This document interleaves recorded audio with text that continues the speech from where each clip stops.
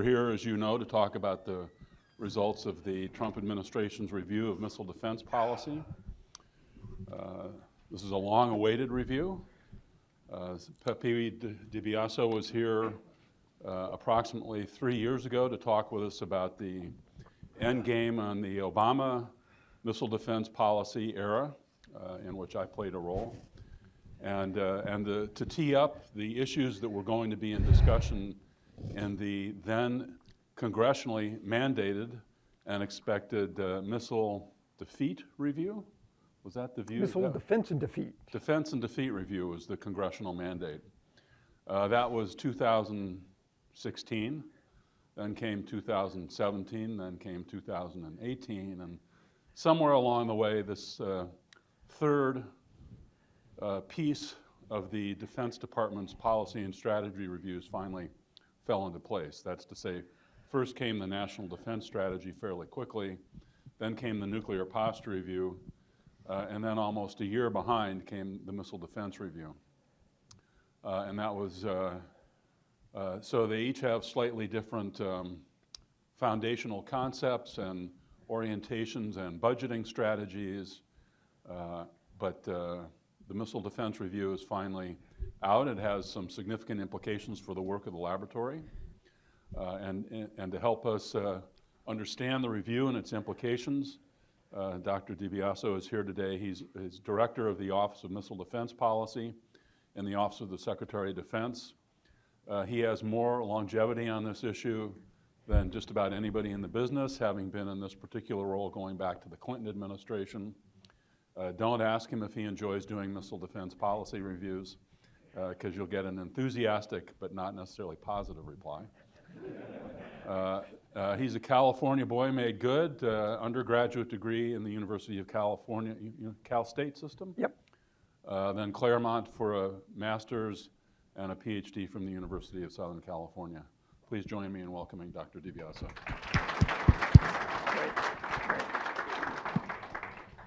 Great. Thank you very much, Brad, and I want to again thank you for inviting me to come up here and have a chance to address the lab folks. It's always a pleasure to get back to California. As Brad noted, I was born and raised in Southern California, San Bernardino, did my graduate work at USC. I actually paid my way to get into USC. Nobody, I came up in the day when my parents, even if they had $500,000, wouldn't have spent it on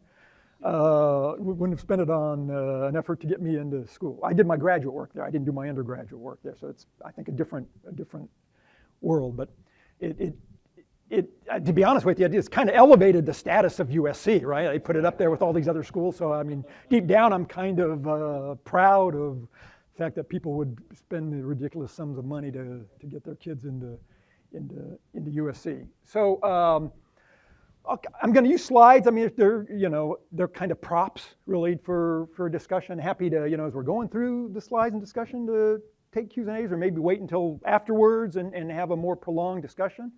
I think within the context of the MDR, the more interesting policy and capability and technology issues are a little bit more embedded and a little less stark than I think maybe was our intention, because as I've had discussions with folks who sort of raised some questions about, well, we don't really think we saw this. And I said, well, yeah, if you take page 22 of the MDR and connect the dot on page 63 with the dot on 87, right? It comes all together, and so in that respect, there's some nuances there that we may have to draw out, and there's some issues in there that raise some new and interesting policy questions. I would argue maybe preempting a little bit of that. They're going to generate a policy debate far in advance of any capability. I mean, the promise of some of these capabilities are pretty far out there in the future. But I mean, the minute you include it in your policy and strategy document, right, it attracts a lot of attention. So let me kind of sort of get on with the program. As Brad noted, right, the Missile Defense Review came sort of after, right, the National Security Strategy, the National Defense Strategy, the Nuclear Posture Review, and so forth. By which time, right, the administration's kind of characterization of kind of a dramatically different security environment than we operated under during previous BMDR and NPR back in the 2009 timeframe, because that's really when all the work was done on the last effort. Been a pretty dramatic change, and so, right, our methodology was really quite straightforward, right? I mean, it's sort of an assessment of the threat environment, the policy to respond to that new and different threat environment, and then what are the kind of capabilities and technologies and posture that sort of flow from that. And that really is sort of the framework of the MDR, kind of in a nutshell, the methodology, if you will.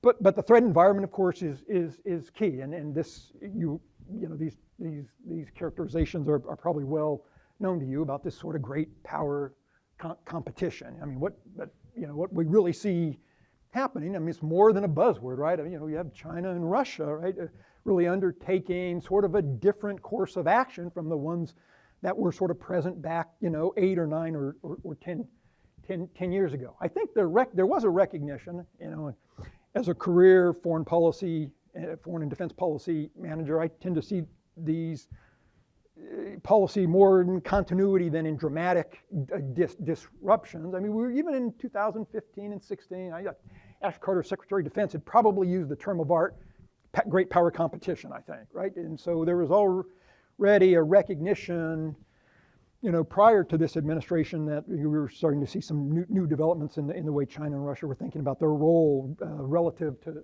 the United States. But the MDR sort of lays the framework out, right? We've got a deal now with Russia and China, and there's kind of different aspects of that, the strategic and regional piece, which we'll talk about. Rogue state threats haven't abated, really. That's, the extent we worry about North Korea and Iran. Right? I mean, very kind of aggressive ballistic missile programs present in both countries, and one country continues to have, as far as we can tell, fairly robust nuclear activity. I mean, despite sort of at least a potential path for some negotiations, right? I mean, North Korea's capabilities and things they're doing sort of remain unchanged in that regard, right? I mean, they're continuing to pursue those things. Most interesting in our assessment of the threat environment was related to kind of the missile threat, right? For decades, right, ballistic missile defense was about ballistic missiles, and that seemed to be perfectly fine focus, right? We've seen proliferation of ballistic missiles and multiple countries acquiring those, using them for a variety of political and military purposes. I think we came to the conclusion in the MDR that these traditional distinctions, right, associated with ballistic missiles and everything else were just collapsing, right? Ballistic missiles, maneuvering ballistic missiles, we're secret or what? Unclassified. Okay. And, okay, thank you. Woo, man, that would be hard documentary evidence to have to. Right, yeah, I mean, they're launching, we're seeing countries launch ballistic missiles from, aircraft, hypersonic boost glide, hypersonic cruise missiles, conventional cruise missiles that the Russians have deployed that are on containerized ships, right, that can, slip up within a few tens of miles of your coast on a containerized ship and launch cruise missiles. I mean, the distinctions, right, are sort of collapsing. You can put a medium-range ballistic missile on an aircraft, you can fly it out 2,000 miles, and you end up with kind of an IRBM or an ICBM.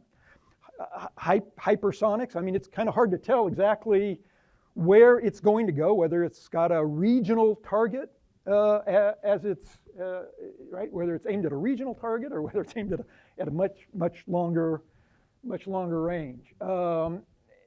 And so, right, I mean, we kind of recognize, look, our focus is going to have to widen. We just can't focus on the ballistic missile pieces. North Koreans and the Iranians continue to make some progress in these long-range missile areas. Big powers, right, the Russia and the Chinese in particular, right, are continuing to grow substantial regional missile capabilities in addition to their kind of strategic forces. And we see missiles used, on battlefields today, right? I mean, the Russians are using them in Syria, the Syrians are using them, we're seeing non-state actors use, the Houthis, right, in the Yemeni civil war are firing, ballistic missiles and cruise missiles. I was in Abu Dhabi in 2016, right after the Houthis had fired their version of a complex missile. They fired both kind of primitive cruise missiles and sort of classic Scud-type ballistic missiles, both at Emirati naval forces and damaged the ship, and shot at American naval forces. I think over in the Red Sea. The U.S. Navy has really good air defense systems and shot both of the missiles that were launched at the U.S. ships. But I mean, you've got non-state actors firing ballistic missiles and cruise missiles at both a regional power and a great power, right? I mean, it's a modern, right? The use of these kinds of missiles is the reality is it's a modern feature of contemporary warfare. So the MDR looks to address kind of three strategic challenges. One, threats to the U.S. from emerging future rogue states, North Korea and Iran, right? So there's continuity in sort of what we've seen in American policy for, 15 plus years. So kind of new, I think, right? Missile threats to regional security from Russia and China, in addition to, right, North Korea and Iran. In support of their anti-access and area A2AD strategies. And we've had a lot of discussion of A2 and A2AD, the conference Brad just concluded. But certainly the big powers, right, A2AD is our characterization of what they're doing. But A2AD, it's an operational concept. Yeah, there are capability pieces to what the Russians and Chinese are doing, but it's really intended to go at the heart of American defense strategy, right? For post-World War II American defense strategies predicated on the ability to project power, maintain forward presence, maintain forward deterrence, right? And right, the ability to keep the United States out of these areas, either politically force us to pull our forces further back, as we're seeing in the Asia-Pacific region, right? I mean, we're clearly doing these things already, right? I mean, we're treating places like Guam, right, as a new major hub, right, in Asia-Pacific operations, partly driven by sort of the increasing range and sophistication of Chinese capabilities and threat it presents to American maritime capability. So there's already sort of real kind of geopolitical implications from what we see the Chinese are doing. The Russians clearly are developing these offensive capabilities, ballistic and cruise missiles. We see them integrating these and exercising and testing, right? And it's going to be a real problem for the U.S. to kind of get into Europe in a crisis or a conflict, because we don't maintain big forces in that region in the way we used to do, right? 350 to 380,000 forces back in the Cold War.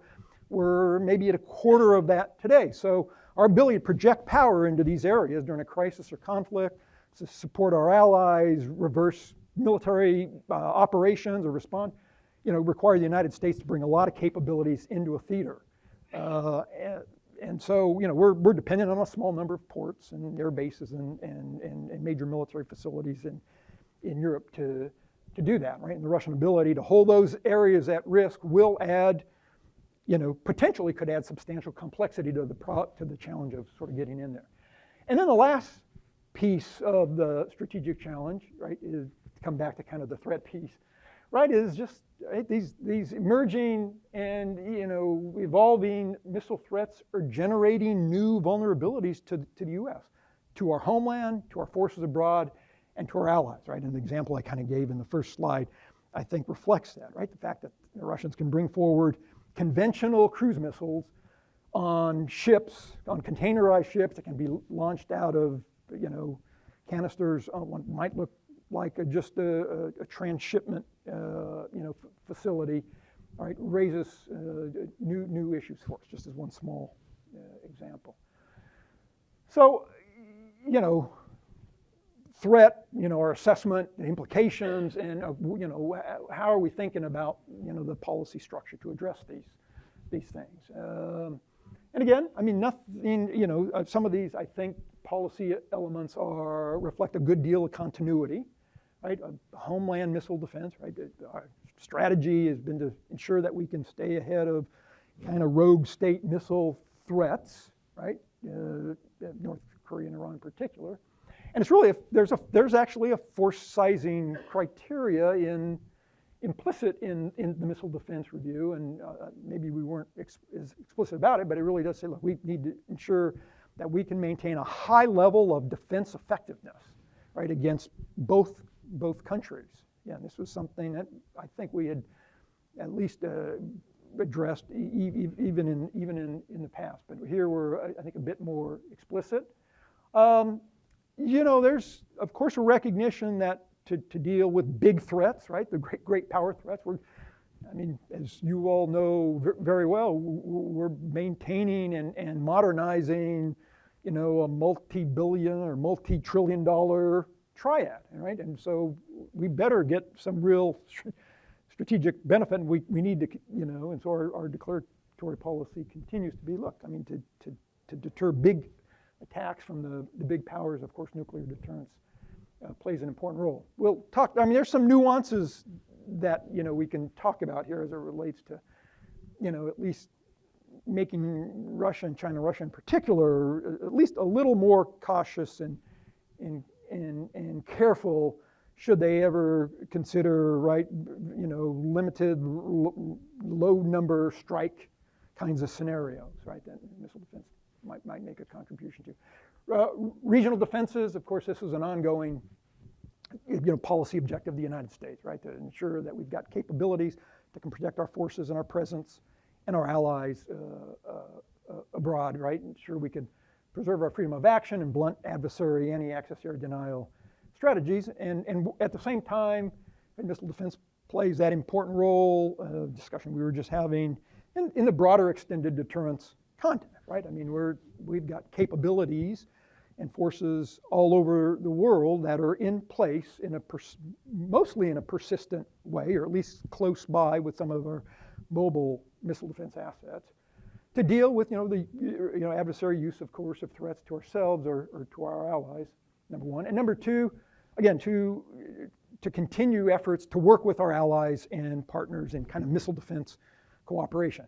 But that's changing, right, to reflect the changes in our policy, where we used to mostly kind of press our allies, and I'll get to this later on BMD cooperation, work with us, acquire U.S. capabilities, let's make sure we're integrated, interoperable, all that. We're expanding that dialogue now when it comes to missile defense cooperation with allies and partners, right? So it's BMD, but it's also kind of cruise, you know, we're more of this kind of cruise missile defense and ballistic missile defense cooperation, and we're bringing this together in an operational concept that's been around a long time, but, you know, has basically been neglected for 25 years, right? Integrated air and missile defense.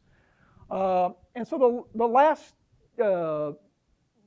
policy objective or policy to address our challenges is, you know, what do we need to invest in new capabilities and new technologies, right? The threat is not static. Of course, everybody knows that, but there hasn't been a lot of dynamism in our missile defense program in 15 plus years. I mean, those of you who sort of follow, right, the Missile Defense Agency, I think, can appreciate that over the past 15 plus years, the Missile Defense Agency has taken on larger and larger responsibilities and obligations related to buying stuff, you know, buying THAADs and buying SM3s and GBIs, and doing operation and maintenance, O&M and operation and support.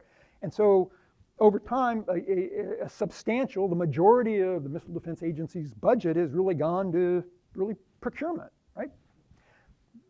There's reasons for that go back decades related to the services sort of not willing to kind of fund missile defense right when the transition occurs to them. And it's been a 25-year problem, but the implication and impact has been pretty clear. It's squeezed MDA's sort of science and technology and research and development budget to really almost nothing. And we started an upturn in that, but even in the FY20 budget, you know, given the other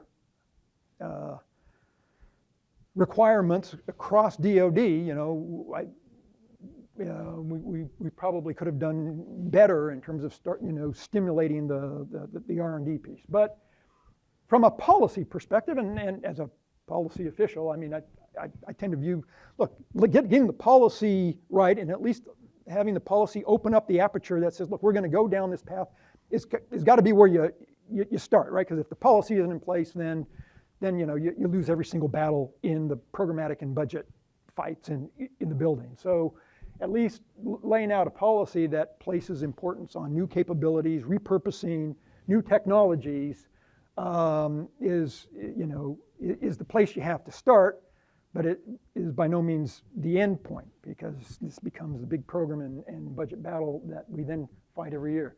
So Homeland Defense, how are we, how is a policy driving sort of what we're doing in some big domains, right? Homeland and regional and advanced technology. I'll go through that.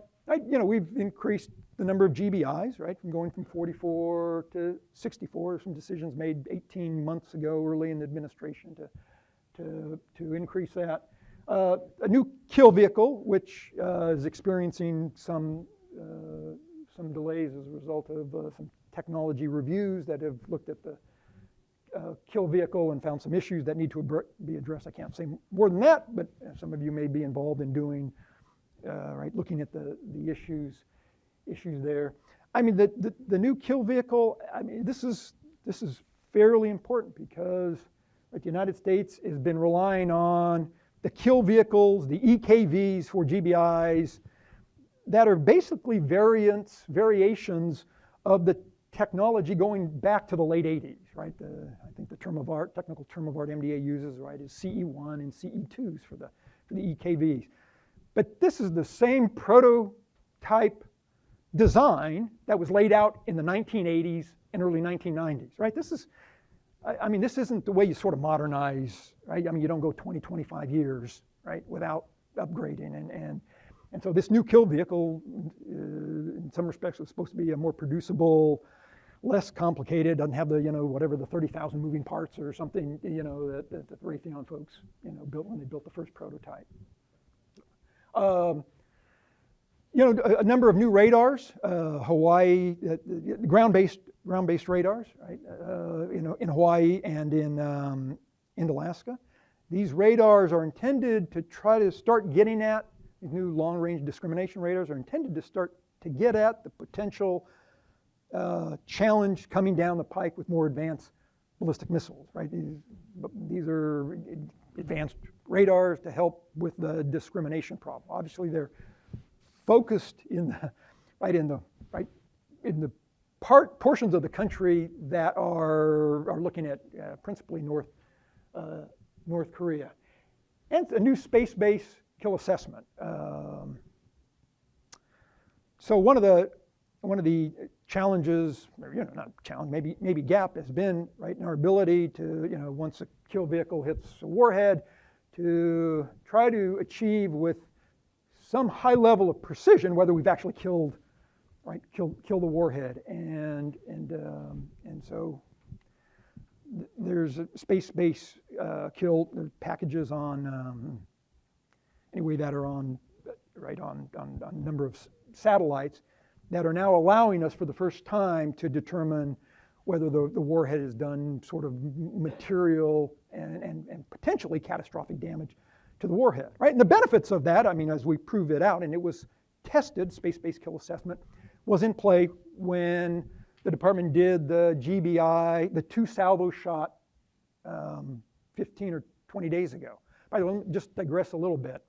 So this was the first time the department and MDA conducted salvo launches, trying to move towards greater operational realism. So 2 GBIs were fired, and there were sort of multiple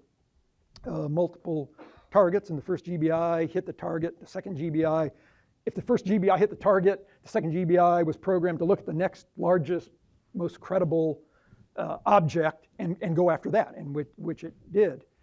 And so for the first time, I don't know if anybody saw it, I just got a copy of it, somebody sent it to me yesterday. Everybody knows the role of the director of OT&E, Operational Test and Evaluation. I mean, they're the agency in the building that says, yes, you have a credible, operationally realistic assessment.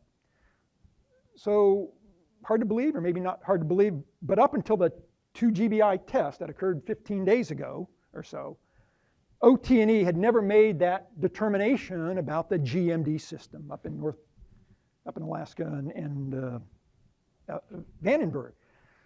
Director of OT&E signed out a document just yesterday saying the GMD system, I assess it is sort of operationally realistic and credible, which is kind of a big threshold given that the GMD system has been in place now for quite some time. So so there's some good news on the technical progress of very complex system. Homeland, enhanced capabilities against, so the other piece to Homeland, and this is again, I think opening up the policy aperture a little bit, not in necessarily a dramatic way, but Homeland cruise missile defense, right? A topic that, really hasn't received much attention for decades, right, in the United States. Partly in the post-Cold War period, there was sort of, we're not, right, given the relationship with China and Russia, particularly Russia, right, there wasn't that much concern, right, about thinking about, right, Russian, cruise missile attacks. But this started to change a little bit, actually, probably in the 2015 time frame.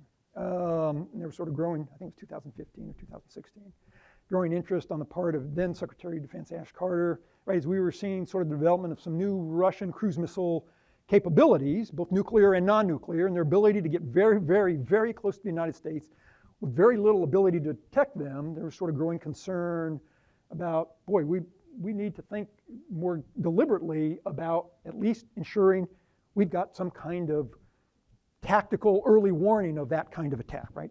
For the National Capital Region to provide sort of the whole continuity of government, and then Secretary of Defense Carter built a requirement that said, there needs to be a sufficient amount of time.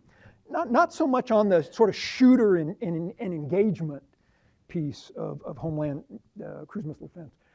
The MDR sort of opens that aperture and says, oh, look, we need to think about not only the ability to detect these potential cruise missiles and potential stealthy cruise missiles, we've got to start thinking a little bit more seriously about engaging them, right? And so there's some work, we're spending, hundreds of millions of dollars,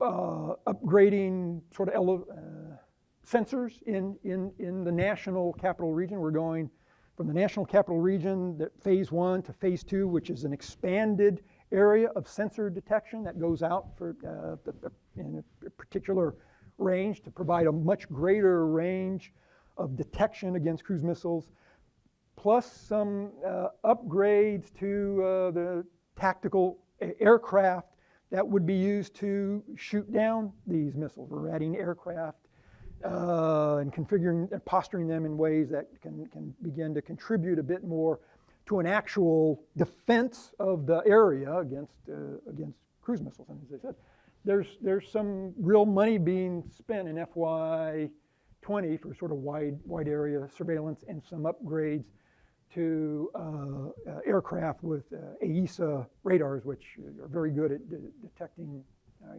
cruise missiles and especially low cross-section cruise missiles. There is a longer-term effort, and the MDR gets a little bit of criticism in this regard, and I'll defend it in that respect. I guess to attempt to address that criticism. About, it calls for a number of studies, and, there have been critics say, the MDR, says study this, study that, study this, where are the real programs to come out of it, right, in the real direction.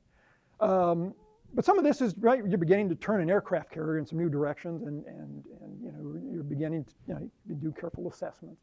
There's some work underway, both at NORTHCOM and in NORAD, bilaterally with the United States and Canadians, to look at kind of a wider area, sort of nationwide, including Canada, right, surveillance, to upgrade the surveillance infrastructure and network to detect cruise missiles. And so we, the department, actually have an AOA underway, or about to get underway with the Canadians, right, an analysis of alternatives, to look at wider area cruise missile detection, right, of North America, right? And that would be, I mean, that's something we've been collaborating with the Canadians on, right, in the North American context for quite some time, but there's now kind of renewed interest, all right, in building, at least looking at a potential architecture for wider area surveillance. It begs the question, so how will we think over time about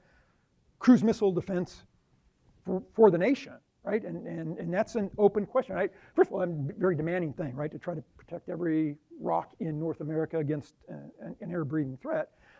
But I mean, I think what the department will be looking at in the next year or so is, I mean, can you begin to scale up your Homeland CMD in ways that are, right, protect the things that are at greatest risk, you know, and so I think that work, you know, is kind of getting underway, right? Decisions about building capabilities, I mean, I think are a ways out. All right, so I probably dwelt on that a little bit longer than I needed to, but Homeland CMD is a little bit of a new and interesting component to kind of the way we think about Homeland missile defense. Regional posture and capabilities. I mean, this is where I think we've opened up the framework, policy framework a bit more, right? I mean, Russia, and we've had some interesting discussions with Brad as well about how explicit, right, we are about addressing Russia and China, but particularly Russia. And to be quite candid, whenever we use the term anti-access area denial powers, in our minds as we were drafting the MDR, just a little inside baseball, we were saying Russia and China. Just that's what it meant to us. But there, you know, I don't know that we connected the two in a more explicit way. I think as department officials have given testimony recently, there's been we've addressed more explicitly, right, that these are, it's not just North Korea and Iran. It explicitly what the Russians and the Chinese are doing, particularly in sort of regional missile context, right, that we've got to look at. And so, you know, I mean, I think the I'll call it innovative. I mean, but it's not new in the historical context. But there is, and you'll see in the MDR, this new emphasis on integrated air and missile defense, IAMD, right, which is looking at, given the nature of what adversaries are doing about their own offensive capabilities, right, to the extent that we're going to have a defensive component, right, in Europe or in the Middle East or in Northeast Asia or Indo-PACOM, right, we've got to think about missile defense in a more integrated way where we're using both kind of BMD and cruise missile defense, right, to deal with what we expect would be these sort of complex offensive strikes. Now, integrated air and missile defense, when you go talk to the U.S. military, right, I mean, they've got a little bit broader definition of this. It includes passive defenses, which, you know, we acknowledge in the Missile Defense Review, right? Those are areas probably neglected in the past, right, for lack of, you know, I mean, the risk was assessed low, but there's, right, growing resources given to passive defense. I mean, how do you protect naval bases and airports and key headquarters, you know, whether those, you know, things like Ramstein in Europe, for example, and the military, right? I mean, even considers attack operations as part of their integrated air and missile defense framework, right? I mean, it's multiple capabilities, and that's fine. I mean, that is, I think, a reasonable way to think about it. We're calling it out in the missile defense context in kind of the active defense piece, right, to give it the necessary kind of policy visibility, right? And so these are things, right? This is, you know, kind of in discussion we were having the last couple of days about kind of new big operational concepts, right? This is kind of a new operational concept, right, that we, the U.S., are thinking about more seriously, and that we are starting to engage our allies and partners in Europe, in the Arabian Peninsula, and in the Northeast Asia, Indo-PACOM region, that they've got to start thinking about this BMD problem in a more integrated way, given the nature of the threat. Now, in all candor, I mean, the U.S. does not do a very good job, the services do not do a very good job of integrated air and missile defense, right? I mean, the Navy's got its approach. It doesn't really talk to the Army. The Army got out of the IAMD business in the early 90s, right? They're only now getting back into it, and is, I guess, an element of how, I don't want to say how far behind we are, but given that we spent 20 years not worrying about these kinds of threats, as many of you know, the Army is buying 2 Iron Dome batteries from the Israelis, right, for air and missile defense. I mean, the United States Army has to go and buy air and missile defense systems from the Israelis because we don't have the capacity to build those in a timely fashion right now. Right? I mean, it's open, right? You know, senior officials have testified to that, to that effect. But it does reflect what happened over the past kind of 20 or 25 years as the United States sort of said, look, we don't need to worry about high-end, high-intensity lethal warfare with big powers, right? We're not worried about that kind of thing, right? And the Army was told for the past couple of decades, look, your mission is to go, right? I know it's doing counterterrorism and counterinsurgency and do, that's where your priorities and your money. And so, they got out of the IAMD business. But, right, that's sort of shifting. So I found it just, I mean, I've been in this business a long time, and when the Army came in a couple months ago, said, yeah, we're buying 2 Israeli cruise missile defense systems in effect because we don't have any we can develop and deploy. I mean, I'll be honest with you, I was just kind of stunned at that. So other aspects, right? I mean, we're continuing to certainly expand other capabilities and purchasing more capacity in PAC-3s and THAADs and SM3s. I want to contextualize this, right? The United States is not trying to solve the ballistic missile and cruise missile threat challenge all with active defenses, right? I mean, that's in the regional context. Of course, that's I mean, it's ridiculous and unachievable. But it is developing additional new capabilities to help protect key elements of the forces, to ensure that in the early parts of the conflict, right, we can protect the things we need to protect to respond, right, in a more comprehensive way. Advanced technologies, right, preparing for emerging threats, and I added a little bit of detail because, boy, this is where, right, organizations and communities such as Lawrence Livermore, may have big roles to play in some respects of this. So clearly, right, there was an explicit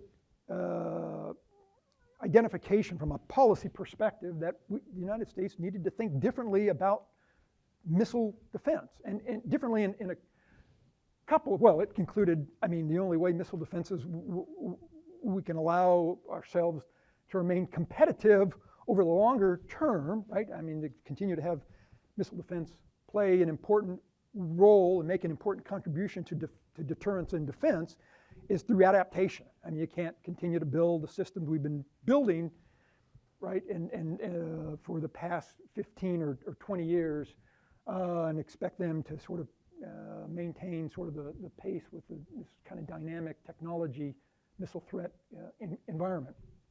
So a couple of areas received some attention in the MDR. It's the role of space-based sensors, right, as a genuine kind of force multiplier, the ability to go to space, provide, right, everybody knows, right, the benefits of being in space, right, persistent surveillance and coverage and potentially birth-to-death tracking of ballistic missiles and the countermeasures and the penades that are associated with those.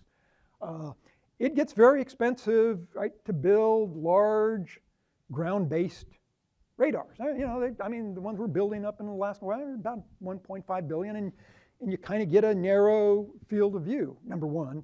Number two, we've discovered over the past 10 years, right, these radars, many of them have to be forward deployed, right? We've got radar, the missile defense radars. We've got 2 in Japan, maybe a third over time. We've got one in the Arabian Peninsula.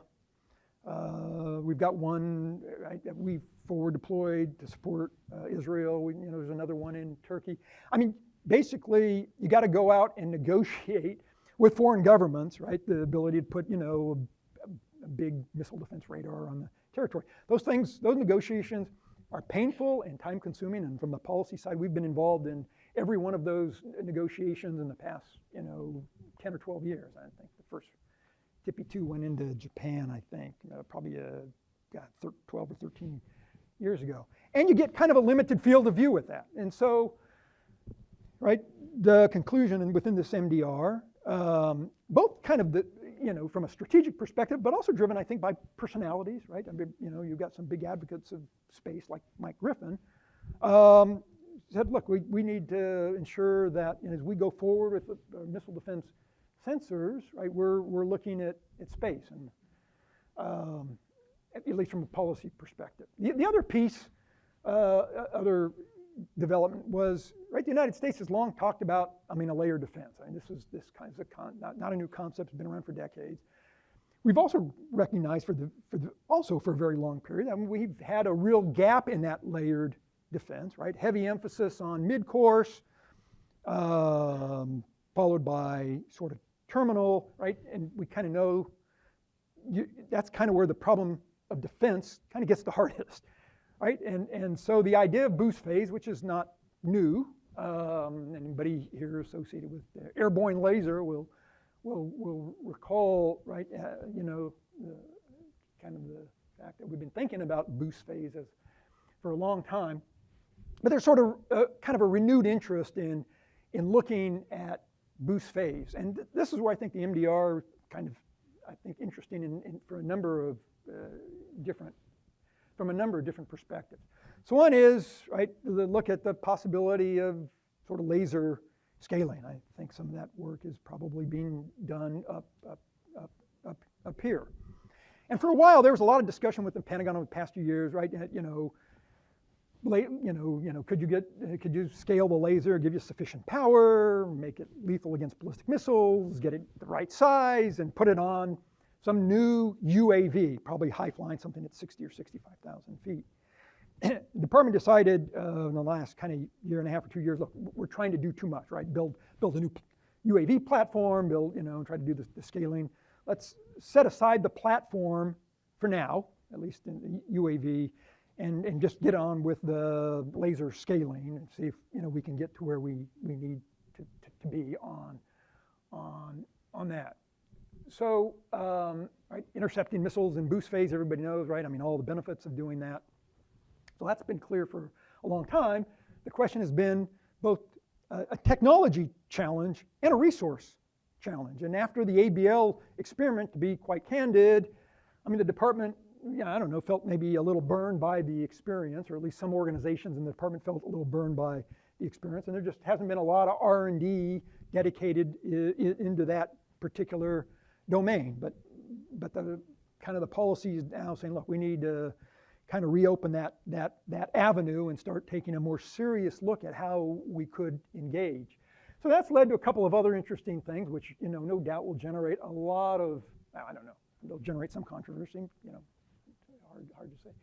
Right, the National Defense Authorization Act a couple years ago told DoD to go evaluate space-based intercept concepts. And this is something we haven't looked at in a long time. Every couple of years, MDA does a study that's directed by Congress that says, basically, too hard, too expensive, right? And and again, I'm a policy guy, so I'm not technology, but it was pretty clear for me, MDA would do these things, right? And this is kind of a rote thing, right? Just this is the response. Nobody's interested in it. Let's not spend a lot of time or energy on the idea.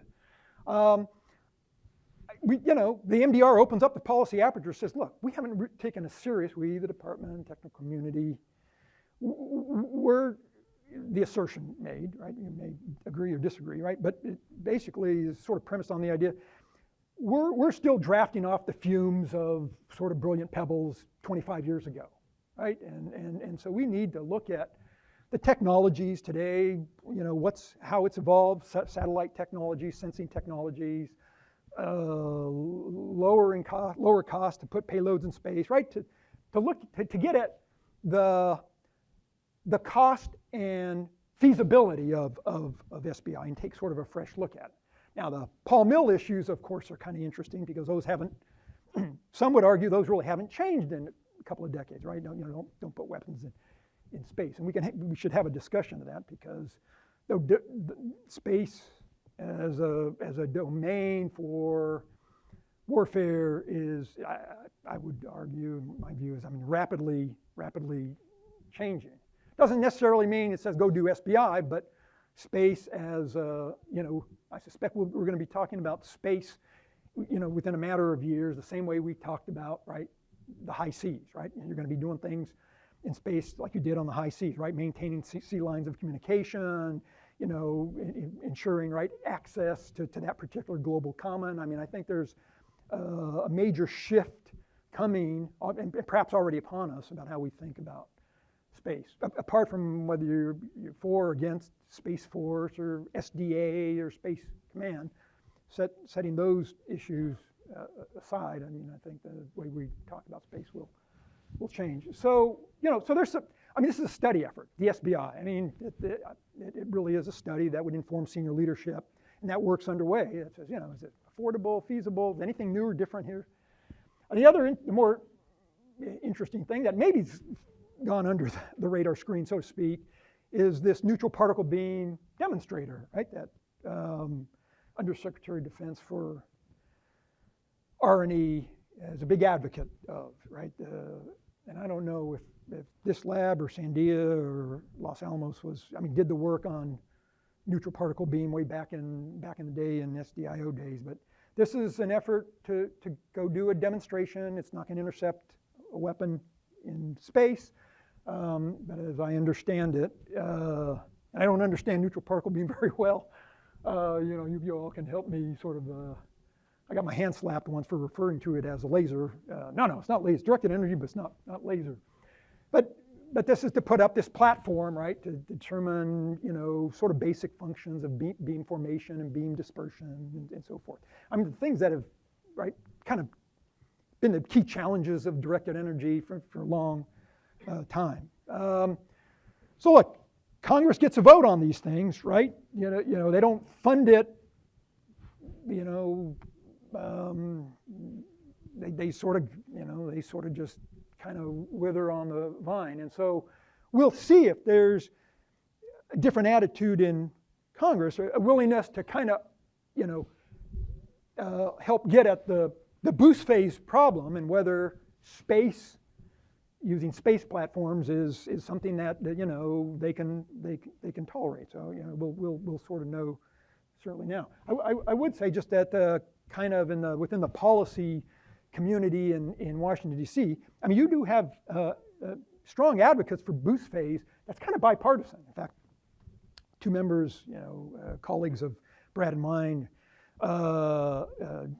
Jim Miller and Frank Rose wrote an interesting article a couple of months ago on Boostphase Intercept. And real strong advocates, right, former Obama administration national security officials, strong advocates of Boostphase Intercept, but on sort of on aircraft or UAVs, right? More limited, more confined to sort of Korean Peninsula scenarios, right? And not in space, right? But they were critical of the possibility of going to space with Boostphase. So it might be an interesting debate that sort of unfolds about Boostphase and what's on the table and what's off the table, right? Over that. But the MDR, the MDR says, look, let's not take any concepts or technologies off the table for an examination at this point. We've got a growing problem here, right? With the growth in current ballistic missile capabilities and new technologies, right? There's a criticism that comes across as this, missile defense, we're on the wrong side of the cost curve. The adversaries are building so much offensive capability, just too hard to do. Okay, well, yeah, then maybe there's ways to change that dynamic a little bit. Not necessarily reverse, right, where defense is dominant, but at least reverse or adjust the calculation in ways that help us deal with that unfavorable cost curve. Going to Boostphase, looking at a variety of platforms to include space might help you sort of get at that problem. So let's not take that off the table. We'll see if Congress takes it off the table, right, for us. I think the other kind of interesting piece in terms of policy framework was the idea of, look, not every missile defense capability needs to be a one-off $2 billion boutique system, right? Let's look at existing and emerging platforms to see if they can start to contribute to the broader, BMD and CMD mission. And so we've got two efforts underway that are doing kind of demoing out capabilities. One is to use the sensor on the F-35, right? The United States is producing 2,500 F-35s. They're going to be in the defense postures of our, almost all our allies and partners. And the F-35 apparently has a phenomenal sensor that has already demonstrated on multiple occasions. And I'll just leave it at that. Multiple occasions, its ability to detect boosting ballistic missiles. Right? In fact, we used it in the 2 GBI salvo test. So great sensor. I mean, F-35 is, it's a flying kind of computer distribution center. It's got a phenomenal sensor that could actually, right, as targets of opportunity arise, right, in an ongoing crisis or conflict, it will have the ability, right, to detect ballistic boosting missiles, and it's done that multiple times already, right? An enormous ability. There's a kind of command and control problem that gets associated with this. All right, I mean, getting the data from the F-35 down to whatever. I mean, a PAC-3 or a THAAD or an Aegis SM3 on a ship. Right, that might give you some opportunities for early engagement. So that's, I think, the promise there, just in terms of the detection and tracking of missiles in the boost phase is pretty substantial. The Air Force has got another effort underway, and I'll just speak to this kind of generally. They're looking at a new long-range interceptor, and they've basically got a SCO-like development, a strategic capability, rapid prototyping effort underway, right, to develop within, a very short number of years, right, a new long-range air-to-air missile for the purpose of a Boostphase intercept, right? And so they're sort of working on that. That won't be demoed on the F-35 because you don't want to mess with the F-35 still. They're still sort of working out some other things with it. But the biggest impediment to looking at aircraft is, in terms of their contribution to boost phase in the past, has been, you didn't have really great radars, number one, but more importantly, I mean, you didn't have air-to-air interceptors that had the velocity or the legs to get you, the great distances that you needed. And so that's what the other Air Force project. So we're sort of approaching this problem of boost phase and dealing with large numbers of ballistic missiles, I think, in some interesting ways here. And we'll see how these efforts, right, these two efforts to looking at tactical air, right, will evolve, in the next kind of 12 to 24 to 36 months. I mean, these are all running fairly short time horizons. The other, and let me just to, because I know there's continuity here. Back in February of 2016, right, prior to February 2016, we had, right, the SM6, the Navy's surface missile that does air-to-air warfare and short-range ballistic missile defense, had a third purpose that was classified. In February 2016, Secretary of Defense Ash Carter sort of outed the third role of the SM6 and said, by the way, the SM6 now has a third mission. It can do surface-to-surface strike, right? Which is kind of interesting, right? So you took basically an interceptor that had built for missile defense purposes, either cruise missile defense or BMD, right, in its two variants, and gave it a third mission to actually do offensive strike. And Carter sort of, with malice aforethought, right, disclosed this in February 2016 as really as a way of starting to signal to the Chinese that, we've got some capabilities to carry out sort of short-range offensive strike operations from our fleet, right? This was kind of growing concern as we were looking at kind of China.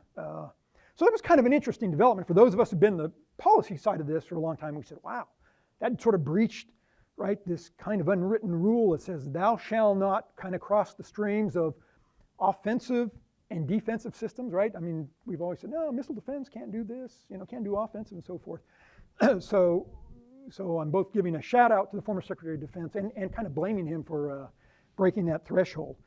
Because, look, I think the distinctions between, well, that won't be the only system that ends up, right, kind of doing possibly multiple missions, right? And that's, I think that's kind of the evolution of the way warfare is going, and that's going to make those sort of in the arms control community screech a little bit, right? Because you're going to start to lose some of those distinctions, right, that they've been comfortable with. I think it is important. We don't want the conversation to, where the Russians think we're putting tomahawks in, right, Aegis ashore or something like that.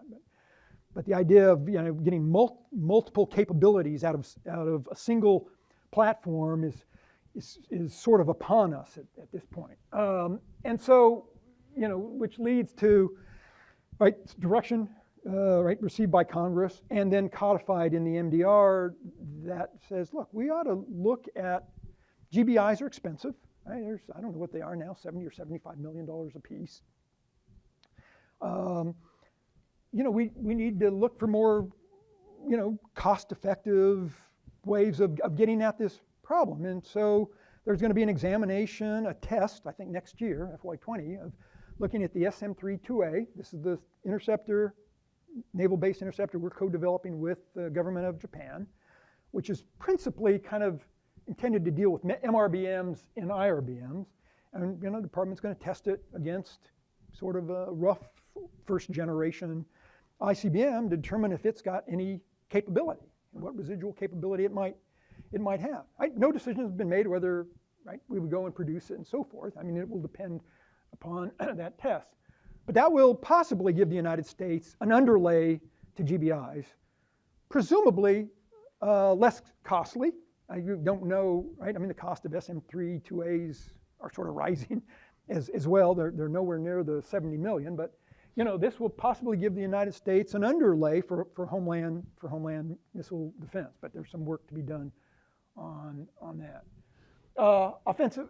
I just mentioned this sort of quickly. Within the MDR framework, there was just a recognition, right, that offensive operations are part of the toolkit to get at, right, this growing problem of large numbers of mobile ballistic missiles. To some extent, that's not new, right? When we tried to go after mobile ballistic missiles in the first Gulf War in 1991, didn't do very well.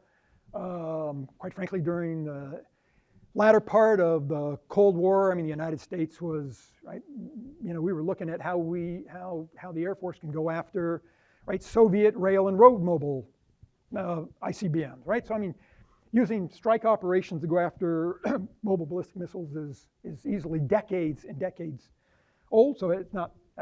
It's always been very difficult, and even today, despite all the progress in things like ISR, real-time intelligence, data fusion, right, it's still a hard problem, right? Because once these mobile missiles leave their concerns or their deployment areas, they're gone, right? And it's a real problem to find them. But that said, there's sort of renewed interest and investment taking place, right, in intelligence, surveillance, and reconnaissance, in rapid data fusion, right, to get information, right, when you pick it up, right, to get it to the weapons platform, in conjunction with, right, sort of, new efforts on sort of prompt strike capabilities, right? In the service, I think all three services, the Navy, the Air Force, and the Army, have their kind of prompt regional strike programs sort of underway, right? But it's unknown just how effective that will be. The MDR just simply calls that out as, look, an important capability that. Okay. In fact, this should be my last chart. Let me just sort of stop here. This is right, continuity in our policy to work with allies and partners.